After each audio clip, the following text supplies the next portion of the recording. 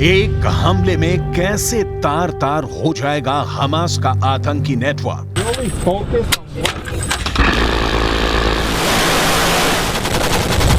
Hamas की सुरंगों वाला वार भी कैसे होगा बेअसर।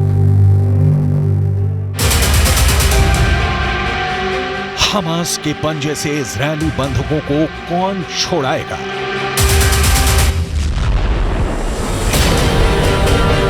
इन सभी सवालों का बस एक जवाब है, अमेरिका की डेल्टा फोर्स।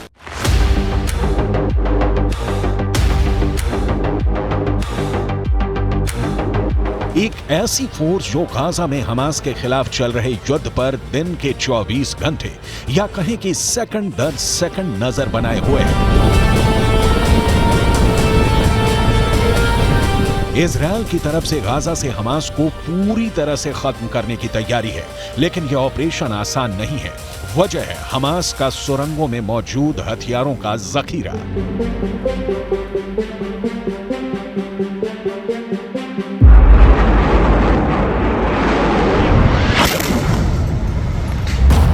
गाजा की सुरंगों में कैसे चुन चुन कर मारे जाएंगे हमास के आतंकी, इसके लिए अमेरिका के स्पेशल फोर्स ने कैसा प्लान तैयार किया है उसे हम आगे बताएंगे। लेकिन उससे पहले अमेरिका के स्पेशल फोर्स के बारे में जान लीजिए, जिनके बारे में दावा किया जा रहा है कि वो इजरायल की धरती पर लैंड हो चुके हैं।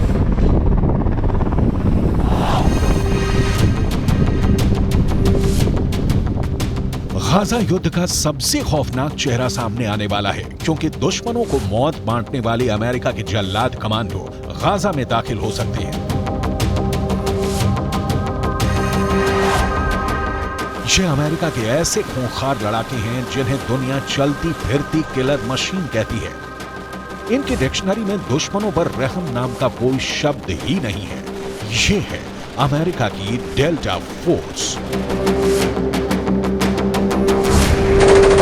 ऐसी फोर्स जो दुश्मनों को दिखाई देने से पहले उनका काम तमाम कर देती है, चोरी छिपे धावा बोलती है, अपना टास्क पूरा करती है और पलक झपकते गुम हो जाती है। टास्क चाहे कितना भी मुश्किल क्यों ना हो, उसे पूरा करके ही दम लेते हैं।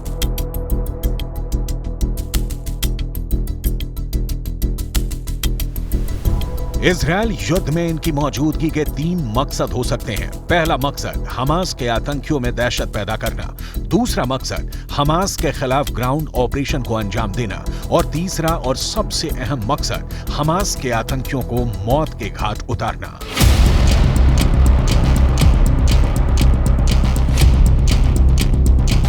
दावा किया जा रहा है कि अमेरिका की डेल्टा फोर्स बंधकों की रिहाई के लिए इजरायल में मौजूद है।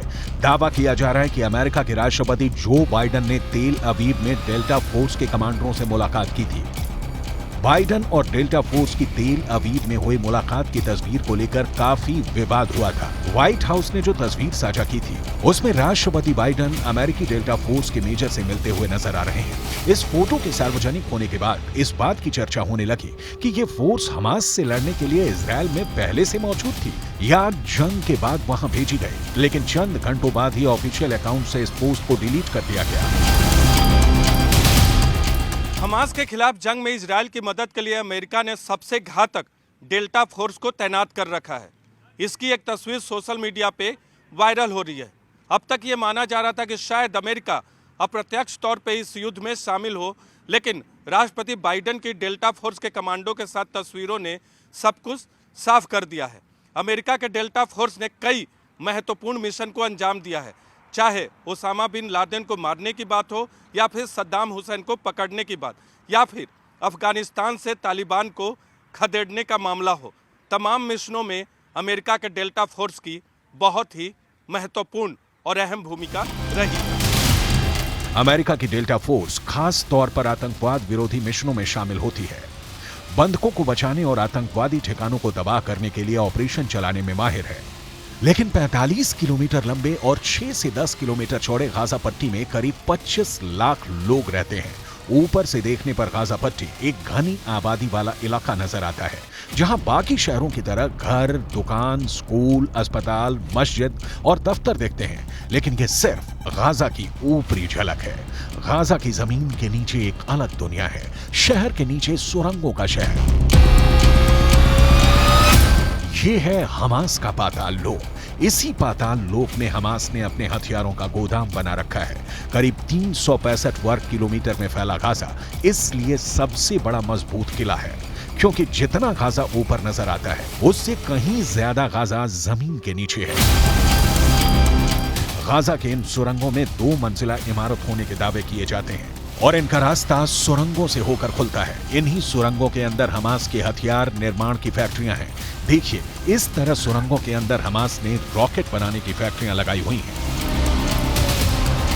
दावा किया जाता है कि गाजा के अंदर 500 किलोमीटर लंबाई की फैली हुई सुरंगें हैं। इन सुरंगों के अंदर हमास के आतंकी चूहे की तरह छुपे हुए हैं और जैसे ही इजरायल की सेना गाजा के अंदर घुसेगी, हमास के आतंकी इजरायल की सेना पर टूट पड़ेंगे।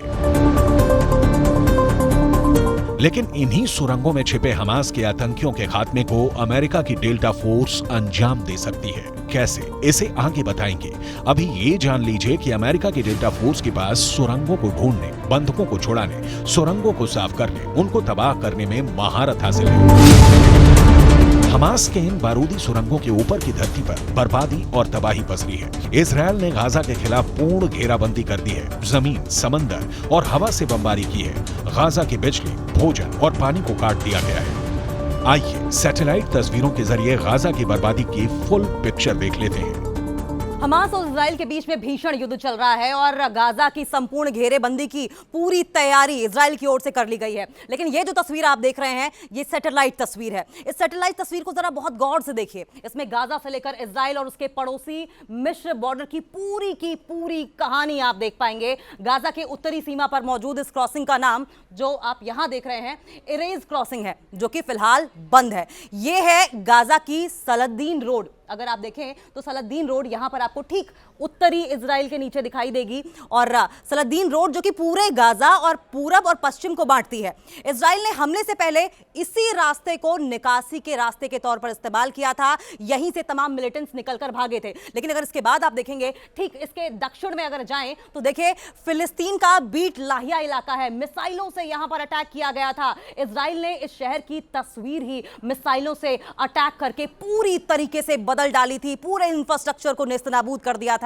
लेकिन इसके पूरब में अगर आप देखें तो बीट हनौन का ये इलाका भी आप देख पाएंगे, जहां पर भारी बमबारी की गई थी। इजराइल की तरफ से भारी बमबारी हुई थी। इस इलाके में भी भीषण तबाही मचाई गई थी। बीट हनौन के अगर दक्षिण की बात करें तो बसा ये शहर, जरा आप जबालिया भी देख लीजिए। घनी आबादी, शरणार्थी शिविर यहां पर है और जो कि फिलहाल युद्ध की वजह से, तमाम अटैक्स की वजह से इस वक्त मलबे में तब्दील हो चुका है, पूरी तरीके से ध्वस्त हो चुका है। लेकिन इसके अलावा गाजा शहर की बात करना भी बहुत इंपॉर्टेंट है। गाजा शहर वहां पर आप देख रहे हैं और अल अहली अरब अस्पताल, जहां पर 17 अक्टूबर को बड़ा अटैक किया गया था और वहां पर ब्लास्ट में सैकड़ों लोगों की मौत भी हुई थी। लेकिन इसके अलावा इजराइल गाजा बाड़ को भी देख लीजिए। इजराइल गाजा बाड़ यहां पर है। अगर आप देखें तो ये इजराइल का इलाका है और ये बफर जोन है, ये गाजा पट्टी है और उधर भूमध्य सागर है। इस बॉर्डर के दोनों तरफ 100 से 400 मीटर तक का बफर जोन है। ये वाला इलाका बफर जोन में है, जहां आना जाना पूरी तरीके से प्रतिबंधित है।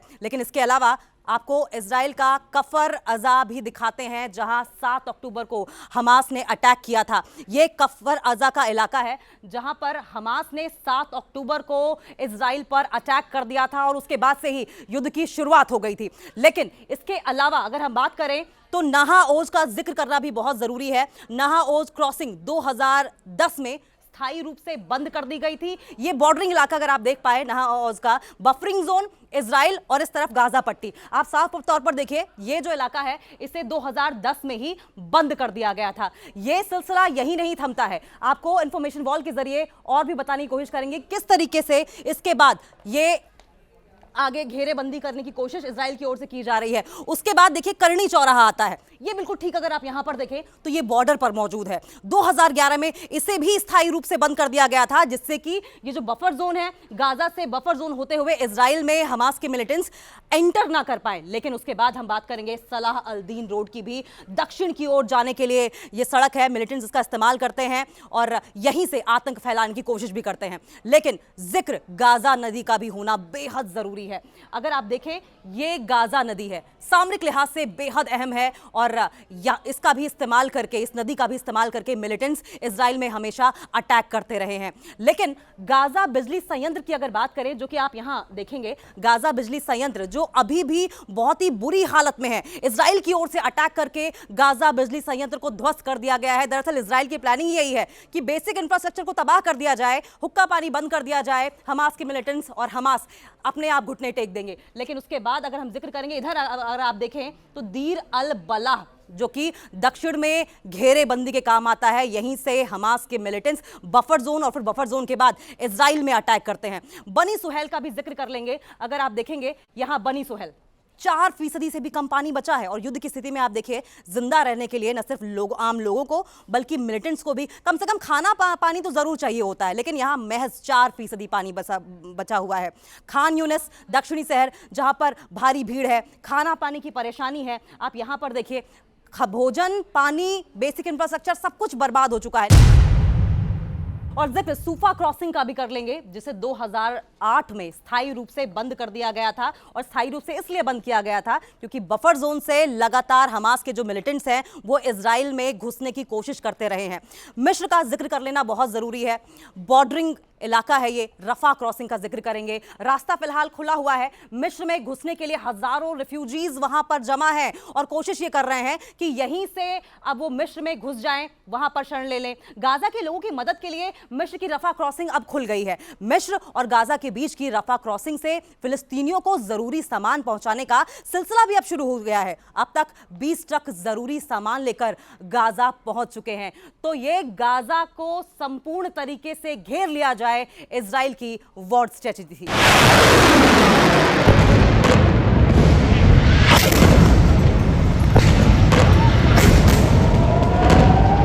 हमास के खिलाफ गाजा पर हवाई हमले कर इजराइल ने गाजा की तस्वीर बदल दी है।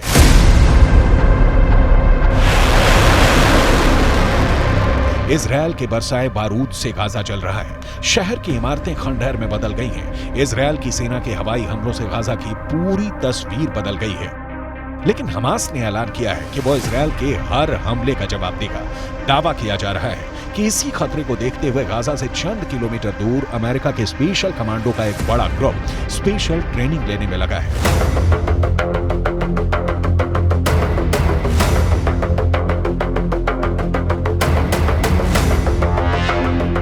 इजराइल से जंग के बीच ये हमास के आतंकियों पर पिन पॉइंट अटैक की ट्रेनिंग की प्रैक्टिस कर रहे हैं। इस प्रैक्टिस का मुख्य मकसद हमास के कब्जे में मौजूद इजराइल और अमेरिका के नागरिकों को सही सलामत बाहर निकालकर महफूज ठिकाने तक पहुंचाना है। साथ ही हमास के खिलाफ ग्राउंड एक्शन में हमास के नेटवर्क का नाश करना है। ये उसी खास ऑपरेशन को अंजाम तक पहुंचाने के फुल प्रैक्टिस में लगे हैं। इनके ऑपरेशन की पूरी डिटेल्स हम सिलसिलेवार तरीके से आपको बताएंगे, लेकिन सबसे पहले ये जान लीजिए कि ये दुनिया के सबसे खतरनाक कमांडो माने जाते हैं। इनका नाम ही इनके काम की पहचान है। हम इनका नाम भी बताएंगे, इनका काम भी दिखाएंगे।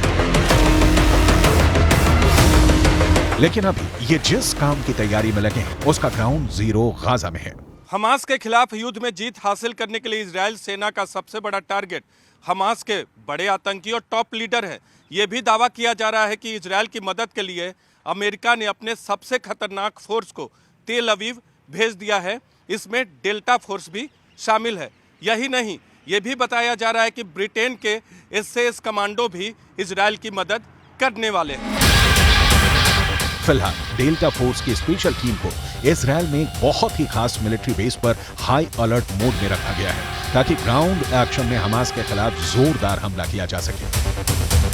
विदेशी मीडिया ने यह दावा किया है कि ये कमांडो दिन के 24 घंटे रेडी टू अटैक मोड में हैं, जिनका एकमात्र लक्ष्य हमास का समूल नाश है।